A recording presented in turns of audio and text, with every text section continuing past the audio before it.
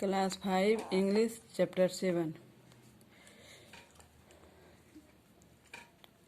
There was a magician named Chimalsi who lived in the same city, and he was well known for his art of black magic.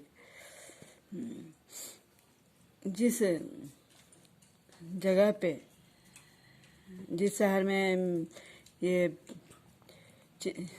Orphan boy रहता था, वहीं पे एक जादूगर जिसका नाम चिमालसी था उसी शहर में रहता था, जिसको काला जादू बहुत अच्छी तरह से जानता था. He wanted his son to become a famous harpist. वह काला जादू वाला अपने बेटे को सबसे प्रसिद्ध हार्पिस्ट बनाना चाहता था. He was jealous of Louis growing fame. Louis की प्रसिद्धि से वह बहुत ही जलता था, ईर्ष्या करता था. He didn't bear his fame and spread a black magic on Louis. वह इस प्रसिद्धि को बर्दाश्त नहीं कर सका और उस पर काला जादू चला दिया. लुइस पे काला जादू चला दिया. Louis skin became red and full of spots. Louis का त्वचा रेड और फुल जहाँ तहाँ धब्बा धब्बा हो गया था, पूरे शरीर पे लाल लाल धब्बे जैसा हो गया था. The magician made only one special consideration for Louis, that he would be amazingly cured if a princess called him her maestro. उस जादूगर ने उसको एक निश्चित उसे खास रूप से इशारा किया, लुइस को अगर कोई तभी बस ठीक हो सकता है अगर कोई राजकुमारी उसे मेस्ट्रो कह के पुकारे तो. As the disease spread to his hands,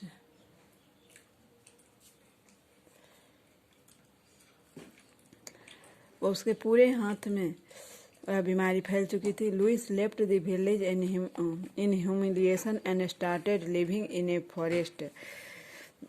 इस बीमारी के कारण गांव को वह छोड़ दिया और वह जंगलों में रहना शुरू किया. He had discarded his relation with outer world. वह विश्व के बाहर अपना संबंध स्थापित किया. There he would play his harp and soothe himself. वह अपने बांसुरी के साथ अपना मनोरंजन करता था, बजाते रहता था. And when he played he would forget all his worries and feel at peace. जब वह बांसुरी को बजाता था तो वह अपने सारे दुख को, सारी चिंताएं भूल जाता था और उसे शांति मिलती थी. He started living A peaceful life and was satisfied with his vulnerable life. वह अब शांतिपूर्वक जीवन उस जंगल में व्यतीत करने लगा और उसी से उसको संतुष्टि मिलती थी. One day a beautiful princess named Hannah and her friends came out for a hunt and camped in the same forest where Louis was living with his miserable life. एक दिन एक सुंदर राजकुमारी जिसका नाम हन्ना था, वह अपने मित्रों के साथ शिकार करने के लिए उसी जंगल में गई जहाँ पे लुइस रहता था. जहाँ वह अपनी दयनीय जीवन बिता रहा था वहीं पर वह अपना शिविर लगाई. That night as they sat around the fire. उस रात सभी ने एक आग जला करके वहीं जंगल में एक जगह बैठा. दे heard the mystical composition of the harp which was played by Louis. उन लोगों को सुनाई दे रहा था, आवाज आया जो लुइस अपने जब बांसुरी बजा रहा था तो उसकी इस रहस्यमयी आवाज को वह सबको सुनाई दिया. Everyone was fascinated by the melodious sound, but they could not see the harpist. Puzzled. सभी जितने भी वो हंटिंग के लिए आए थे राजकुमारी के साथ, वे सभी इस सुर को, ध्वनि को सुन रहे थे, जिसको सुन करके वह मंत्र मुग्ध हो गए. उसको लग रहा था कि इसके जैसा कहीं उसने कभी आवाज़ नहीं देखा और उसे कहीं पे बांसुरी दिखाई नहीं दे रहा था। The princess ordered his soldier to find the person who plays such heart touching music.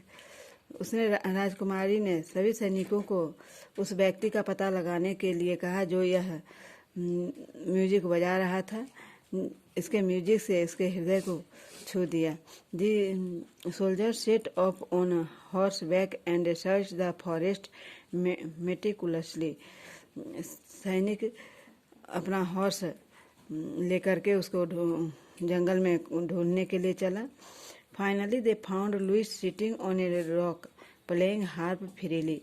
अंततः वे सभी लुइस का पता लगा लिया। वह एक चट्टान पे बैठा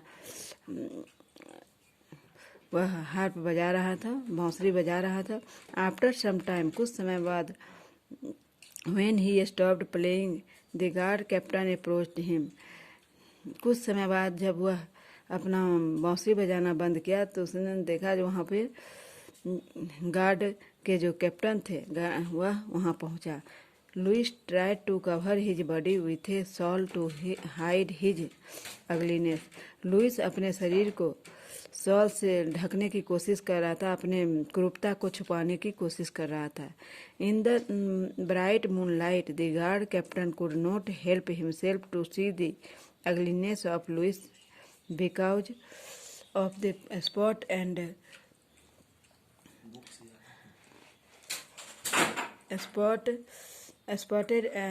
spots and stepped back to put some distance between them. चांदनी रात थी।